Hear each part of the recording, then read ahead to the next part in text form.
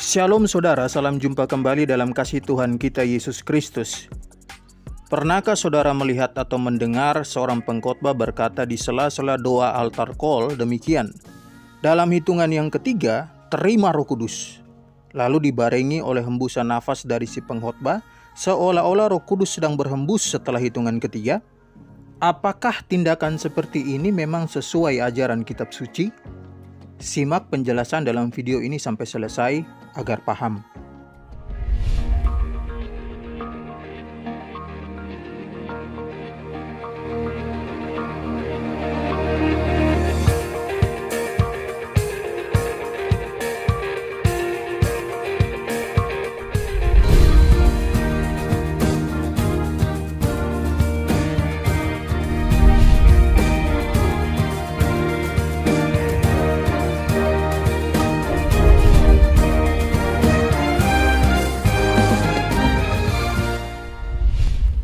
Saudara-saudara, praktek seperti ini biasanya akan dapat ditemui dalam KKR tertentu, di mana si pengkhotbah setelah berkhotbah, dia mulai mengadakan doa altar call.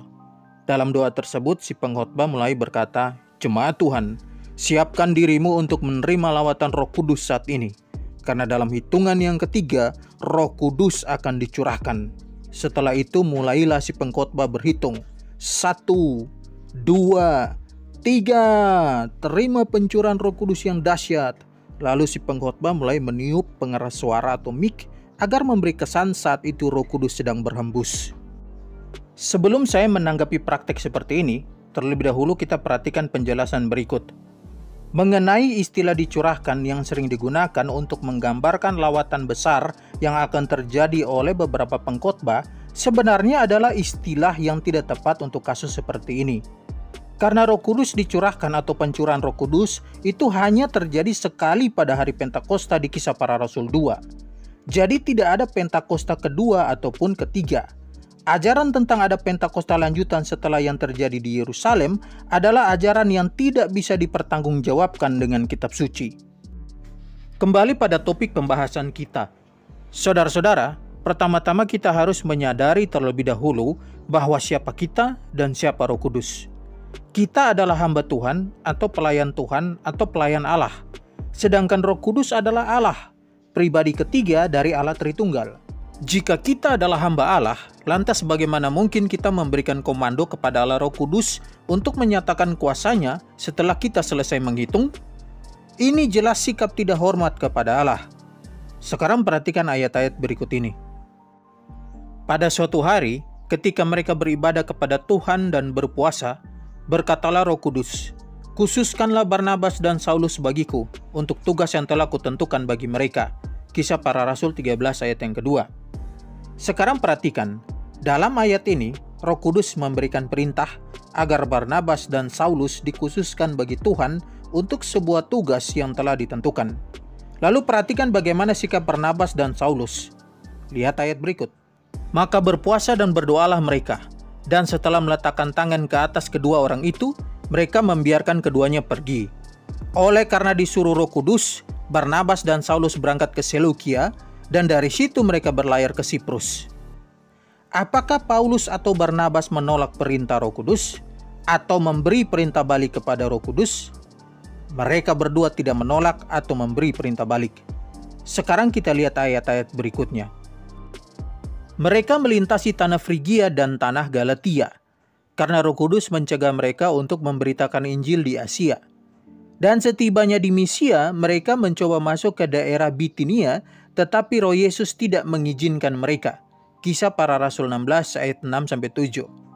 Dalam ayat-ayat ini jelas menunjukkan kepada kita bagaimana Roh Kudus mengontrol penuh hamba-hambanya dengan mencegah atau tidak mengizinkan. Jadi ini sebenarnya adalah pola dari pelayan Tuhan yang sejati. Pelayan Tuhan yang sejati adalah orang yang tunduk terhadap perintah Roh Kudus dan pelayanannya dikontrol oleh Roh Kudus. Berbeda dengan mereka yang dikenal sebagai hamba Tuhan, yang menganggap bisa mengontrol Roh Kudus dengan memberi kesan kepada jemaat bahwa Roh Kudus tidak akan bekerja jika mereka belum selesai menghitung.